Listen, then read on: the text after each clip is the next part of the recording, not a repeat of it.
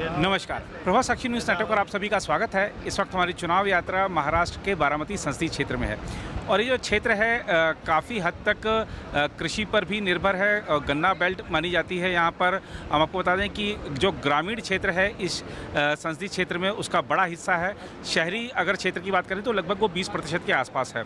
मेरे साथ कुछ स्थानीय लोग हैं जो कि कृषि से जुड़े हुए हैं और कृषि से जुड़ी जो मुद्दे हैं, कृषि से जुड़ी जो समस्याएं हैं, किसानों के जो मुद्दे हैं, वो एक राष्ट्रीय स्तर पर भी चर्चा का विषय है। इस चुनाव में भी उनकी चर्चा हो रही है। तो बारामती की चर्चा तो हम करेंगे ही, साथ ही राष्ट्रीय स्तर पर, राष्ट्रीय फलक पर किसानों से जुड़े मुद्दे, कृषि क्षेत्र से जुड़े लोगों के मुद्दे कितना महत्व रखते हैं ये भी जानेंगे। आपका परिचय और आप जिस संघ से जुड़े हैं उसका बताइए। मी मोहन दुधा, जिल्हा परिषद गट शेळगाव निमगाव जी। आता विद्यमान सदस्य जी जी। अच्छा, अगर हम देखें ये जो क्षेत्र है काफ़ी हद तक यहाँ पर गन्ना बेल्ट है, कृषि यहाँ का एक प्रमुख अर्थव्यवस्था की रीढ़ कही जा सकती है। पानी की दिक्कत भी यहाँ पर हमने सुनी है काफ़ी रहती है, अधिकतर इलाका सूखे में रहता है। क्या आपको लगता है कि जो अभी महायुति की सरकार है इस क्षेत्र के साथ न्याय कर पा रही है और अगली जो सरकार बनने वाली है उससे आप लोगों को क्या उम्मीदें हैं? इथं जर हे महायुतीचा उमेदवार दिला तरच ड्रीम प्रोजेक्ट जे आहेत ना तरच होतील, कारण महायुतीशिवाय ना ड्रीम प्रोजेक्ट होऊ शकत नाही। कारण ड्रीम मोठ्या प्रोजेक्टला 400-500 कोटीच्या वरच्या प्रोजेक्टला केंद्राचंच अर्थसहाय्य लागतं आणि ते केंद्राचं अर्थसहाय्य होण्यासाठी आपल्याला इथं महायुतीचाच उमेदवार देणं गरजेचं आहे। आणि दोन्ही भारतीय जनता पार्टी आणि राष्ट्रवादी काँग्रेस पार्टी मेजर इथं पक्ष आहेत आपल्या इंदापूर तालुक्यात, ते दोन्ही एकत्र आल्यात आणि जोमानी काम चालू आहे। जी हाँ जी बिल्कुल। और आप लोग भी देखते हैं बहुत सारे मुद्दे हैं किसानों से जुड़े हुए, तमाम तरह की मांगे, आंदोलन भी देखने को मिले पिछले 2-3 वर्षों में। अगली जो सरकार है उसको किसानों की किन समस्याओं पर खास तौर पर ध्यान देना चाहिए? अगली जो चुनाव क्षेत्र, इस चुनाव क्षेत्र में जो उम्मीदवार खड़े हैं सुनेत्र पवार, उनको इस चुनाव क्षेत्र में इंदापुर से ज़्यादा वोट मिलेगा और इस क्षेत्र में जो है लोग वो ज़्यादा से ज़्यादा किसान लोग हैं। यह लोगों में कोई फल लगाता है, कोई गन्ना लगाता है। इधर शुगर फैक्ट्री है और फल बेचने के लिए पुणे, मुंबई और एक्सपोर्ट का रहता है। इसी क्षेत्र में ये सरकार ने ध्यान देना चाहिए। और पानी के लिए अभी लोक संख्या बढ़ रही है, लोक संख्या बढ़ रही है, इसलिए इस जो इंदापुर में पानी आता है वो कम हो रहा है और ज़्यादा पानी पीने के लिए पुणे के क्षेत्र में लगाया जा रहा है। अगले बार इस क्षेत्र में ज़्यादा से ज़्यादा जो पूर्व जो टैंक है यानी तालाब है वो तालाब बढ़ाने होंगे, नए स्कीम लाने होगा, तभी इस क्षेत्र की जो पानी का जो हाल है वो पूरा होगा। ये महायुति का सरकार सबसे ज़्यादा अच्छी तरह से ज़्यादा अजीत दादा पवार ये कर दिखाएंगे। जी, करके दिखाएंगे। जी, तो अभी जैसा आपके साथ बैठे भाई साहब ने बताया, विश्वास जताया कि अधिक ज़्यादा करके दिखाएंगे पानी की समस्याएं, क्योंकि हमने भी सुना है कि ये इलाका बहुत कई महीनों तक सूखों से प्रभावित रहता है। तमाम सूखा को लेकर, सूखा राहत को लेकर राजनीति होती है। आप लोग कृषि उद्योग से जुड़े हुए हैं, कितनी मुश्किलात आती हैं आप लोगों को? नहीं, पानी की वजह से आती है ना, वो ये 3-4 महीना बहुत तकलीफ होती है। जी हाँ 3-4 महीना तकलीफ होती है। तो अब अजीत दादा तो डिप्टी सीएम है, लगता है कि वो फंड रिलीज़ यहाँ पे करा पाते हैं, मदद कर पाते हैं क्षेत्र के लोगों की? वो जरूर करेंगे, दादा ही करेंगे। दादा ही करेंगे।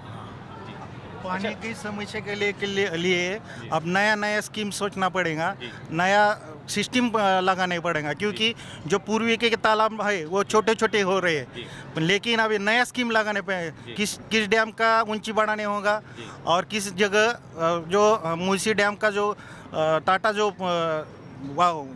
उपयोग करता है वो बिजली बनाने के लिए, वो पूरा पानी समुद्र में जाता है। जब वो पूरा प्लांट बंद करेंगे और उनको कहाँ से दूसरा उसको पर्याय मिलेगा तब वो पानी बचेगा। वो पानी पुणे शहर को पीने के लिए मिलेगा और जो खड़कवासला का पानी जो बचेगा वो इस प्रभाव क्षेत्र के लिए लगेगा। ऐसा जी बिल्कुल। और अगर हम बात करें, चुनाव प्रचार तेज़ी से है, मतदान का दिन करीब आ रहा है, सभी दलों के अपने अपने दावे हैं। बहुत सारे लोग जो पिछली बार एक साथ थे अब अलग अलग चुनाव लड़ रहे हैं। कुछ जो मतदाता भी असमंजस में दिख रहा है, लेकिन आप यहाँ पे स्थानीय हैं, क्या आपको लगता है परिणाम 4 तारीख को आने वाला बारामती से? 4 तारीख को तो सब इंदापुर तालुके से एक हो रहे हैं, जी सब एक साथ है, बीजेपी वाले भी एक साथ है, राष्ट्रवादी वाले भी एक साथ है। जी तो बहुत लीड से अपने घड़ियाल का उम्मीदवार आएगा, सुनीत्रा वैनी को बहुत मतदान हो जाएगा। मतदान होगा जी। और आपको क्या लगता है कि ऐसी कौन सी समस्या है बारामती में जिसको सुनेत्रा जी सांसद निर्वाचित होने पर उसका समाधान वही कर सकती हैं? अजीत दादा ने इंदापुर में आके कहा कि बारामती का जैसा विकास हुआ है वैसा विकास इंदापुर का करूँगा। ये हमारे को शब्द दिया है इंदापुर का कि हमको पूरा विश्वास है अजीत दादा पे, वो पूरा करेगी।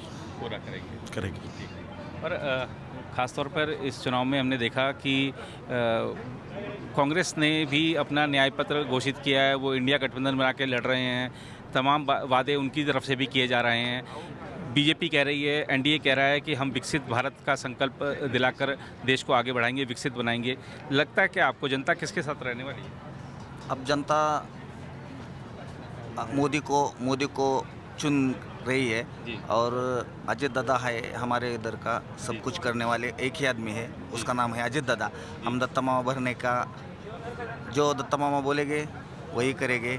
उसने बोल दिया हमको अजय दादा का काम करने का। हर्षवर्धन पाटिल का वो उसका भी सब एक कार्यकर्ते हैं, वो सब अजय दादा के काम करने वाले हैं। इसके वास्ते हमारे तालुके से कम 1 लाख का लीड पड़ेगा सुनीत्रा वैनी को। जी। तो ये विश्वास जो है ख़ास तौर पे अजीत दादा पर, तो इतना आप लोग उनसे स्नेह रखते हैं, जब भी कभी आप उनके पास अपनी समस्या लेकर गए हैं, समाधान हुआ है उसका? हाँ, समाधान होगा जी। ये तालुका में खासदार सुनीताताई वहिनीच बनेगा जी। ये खात्रीशीर बोलता हूँ मैं। जी आणि दादा का एकच वादा होता है, जी काम का आदमी है वो दादा। हाँ, वही करेंगे।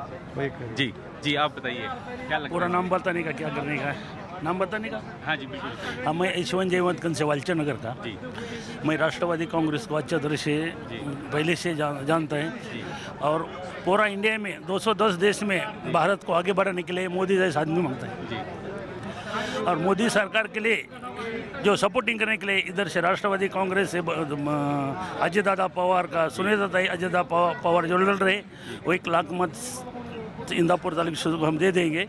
और उसके साथ दत्तात्रेय मामा भरने जो है उनका भी हम हाथ बढ़कर करेंगे अगले इलेक्शन के लिए। तो भारतीय जनता पार्टी को हम अच्छे से वोटिंग दे देंगे। वोटिंग करेंगे। जी जी, आप बताइए, आप तो पूरा पटका टका डाल के बैठे हुए हैं। एनसीपी का लहर चल रहा है मतलब इस क्षेत्र में? वो एनसीपी का है, एनसीपी का चल रहा है। जी जी जी, पूरा एकदम एनसीपी क्लोजिंग करते हैं जी, आगे से जाओ। हाँ जी हाँ जी हाँ जी, अच्छा। जी भाई साहब, किसानों से जुड़े मुद्दे हम जब बात कर रहे थे तो ख़ास तौर पे कृषि क्षेत्र की ऐसी और कौन सी समस्याएं हैं जिनका हल आपको लगता है कि अगली जो भी सरकार बने उसको करना चाहिए? शेतकरी इथं तसं बघा गेलं तर बारामती लोकसभा मतदारसंघातून जर आमच्या विधानसभा मतदारसंघाचा विचार केला इंदापूरचा, तर इथं सर्वात जास्त प्रॉब्लेम आहे की सगळ्यात जास्त समस्या शेतकऱ्याची हा पाण्याचा प्रश्न आहे आणि तो जिवंत प्रश्न आहे। कारण इंदापूर तालुक्यात 3 साखर कारखाने आहेत, कर्मयोगी सहकारी आहे, निराभिमा आहे, छत्रपती आहे आणि मग जास्त ऊस उत्पादक शेतकरी इथं असल्यामुळं पाण्याची गरज आहे आणि सगळ्यात जर जास्त गरज असेल तर पाण्याची।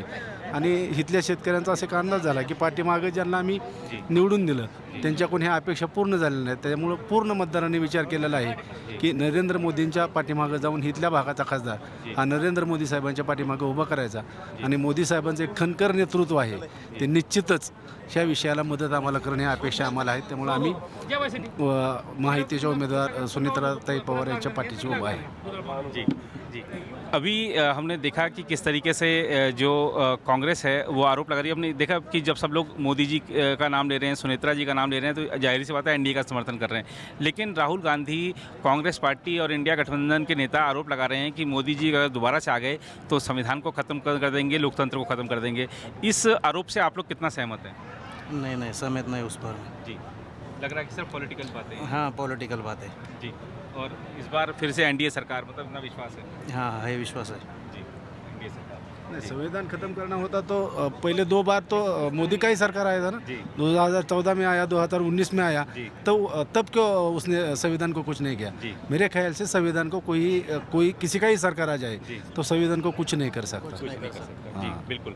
और ये जनतंत्र है, लोकतंत्र में जनता ही ताकत होती है और जनता का ये विश्वास है कि संविधान को कोई नहीं छेड़ सकता, उसके साथ कोई भी खिलवाड़ नहीं कर सकता। आपने देखा हमारी इस रिपोर्ट में बारामती से कि जो कृषि क्षेत्र से जुड़े लोग हैं उनकी क्या समस्याएं हैं, पानी की कितनी विकट समस्या है यहाँ पर, लेकिन एक विश्वास भी है। विश्वास ये है कि अजीत दादा को जितनी शक्ति और मिलेगी राजनीतिक रूप से, वो उतना ही यहाँ की समस्याओं का समाधान तेजी से कर पाएंगे। फिलहाल इस रिपोर्ट में इतना ही। कैमरामैन निहाल सिंह के साथ मैं नीरज कुमार दुबे, प्रभा साक्षी न्यूज़ नेटवर्क के लिए बारामती से। अगर आप भी लेना चाहते हैं देश दुनिया की तमाम जानकारी तो आज ही सब्सक्राइब करें हमारे चैनल को। साथ ही नीचे दिए बेल आइकन को जरूर दबाएं ताकि हर अपडेट आप तक पहुंच सके।